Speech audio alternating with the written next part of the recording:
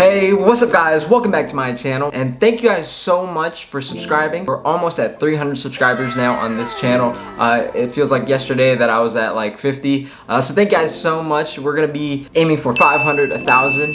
But now let's get to the point. We're all in quarantine now. I know, at least in Philadelphia where I'm staying, where I'm recording this, it is getting worse. Everyone's getting sick again. Everyone's traveling for the holidays. Thanksgiving just passed. I hope you guys got super stuffed this Thanksgiving. Now in Philadelphia, everything's shutting down again because the cases are spiking again. A whole bunch of closings, new regulations on restaurants and businesses, and it sucks, but everyone has to help each other out and we'll get through this. And with this quarantine in effect, it brings me to my point of making this video, and it is what books I'm reading.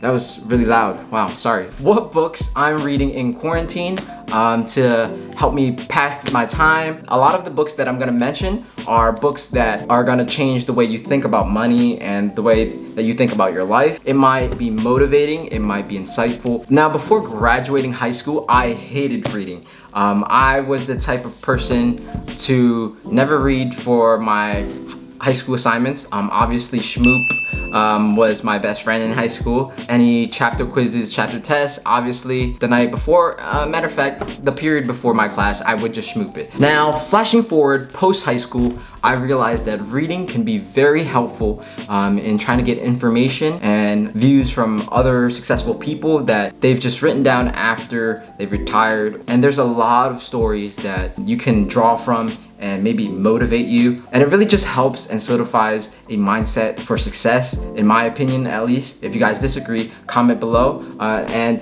these are gonna be the list of books that I'm reading in quarantine. So if you guys are interested, stay tuned. So before I mention all the books, I myself like to read multiple books. So I have an attention span of a goldfish. I can't read one book for too long. I'm the type of person that likes to read multiple different things. And I can't read one book. Like, I can't sit down and read 100 pages. I'm the type of person where I read like 20 pages and I have to take a break. Bruh. And these aren't actually all the books that I'm reading. There's obviously PDFs that you guys can read. I'm also gonna be mentioning books that I actually bought and ordered off of Amazon, and it should be on the way, but I'm still gonna mention them because they're super popular books that I think everyone should read. The first book that I have here, hard copy, is gonna be Think Rich, Grow Rich, by Napoleon Hill. Now this book, I have a very fancy copy. It's kind of leather. I don't know if you guys can tell. I've read a good amount now. Just by the first couple chapters, I could really tell that this book really enforces the idea of becoming rich. A millionaire, a billionaire, everyone from Bill Gates today to all the way back to Andrew Carnegie. So I'm definitely gonna be getting into this one, hopefully finishing it. I know a lot of people like Graham Stephan read this book multiple times. If you guys are interested, you guys can find this on Amazon. This actually might be my first book that I'll probably finish because I started this first. It's a great first book. Let's put it over here.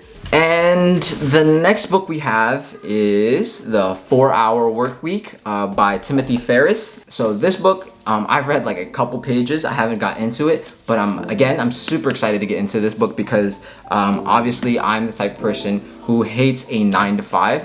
I don't know if you guys are the type of person that wants to work a 9-to-5, but what this book focuses on is being able to work very minimally in a week. And you guys can see on the cover, it's a guy on vacation basically. This book enforces the idea that you should be able to work less for more money, if not the same. I think this book will definitely help me be motivated to find multiple sources of income and not rely on just one job, a 9-to-5. I'm definitely trying to branch out with my investments and my jobs. I hate being good at just one thing, so building multiple streams of income and working less hours is definitely something that I'm going after, something that is on my bucket list, something that is on a goal. Speaking of goals, I actually got a planner here. I mean, it covers and it opens. It has a place where you can put the pen. I lost my pen already. With this planner, I've been able to plan out my day, my month, my week. While in quarantine, I think I've been more productive because of this planner. I'm the type of person to if I write things down that I have to do, I most likely will get it done just because I have to do them, instead of thinking in my head, oh, I have to do this at this time and this time. I know you guys can have planners on your phone, on Google Calendar or whatever, but I think having a physical planner where you can write things down, it's a different type of feeling. I know this isn't really related to reading, but super helpful to be organized and on track in your day. Let's move on to the next book that is actually recommended by my English course. It's apparently a #1 national bestseller at one point. The title is Outliers. The author, if you guys don't know, Malcolm Gladwell was the author of David and Goliath. So far I've read most of these chapters for my English course. This book is really underrated in the fact that it really tells stories. Every chapter is a different story, but all encompasses the idea of what it takes to be successful. Patterns in success, the history of success, how people in different cultures view success. One example in this book that you guys might be aware of is the 10,000 hour rule. If you guys don't know, is the idea that if you guys invest 10,000 hours into practicing something or working something, that you will become a master at it. Professional athletes, professional musicians, if you guys put in the enough amount of times, you guys will become masters of your craft. That idea alone in that one chapter has motivated me to pursue whatever I wanted and to invest time into it, because obviously nothing comes easy. You don't get success overnight. You have to put in the work for it. You have to put in the hours for it. So yeah, I think that should wrap it up for this book. Now, the next book that we're gonna be talking about, and I don't have a hard copy yet because I ordered it and it's on the way, is Rich Dad Poor Dad by Robert Kiyosaki. I've mentioned this book before in my other videos because I followed Robert Kiyosaki for a very long time, probably since I was like 15, 16. So the main idea behind Rich Dad Poor Dad is basically Robert Kiyosaki explaining how rich people view money and finance and how poor people view money. I know I haven't read the full Rich Dad Poor Dad book yet, but a lot of these books that I'm reading are very aligned to each other. It's very interesting that they're all different books and different perspectives from all around the world, but it comes down to the idea of succeeding and success. So with Rich Dad Poor Dad, I related to it and thinking about how my parents viewed money and how other people viewed money, or mentors. You could definitely see the difference between how different people look at money and how it translates to their success.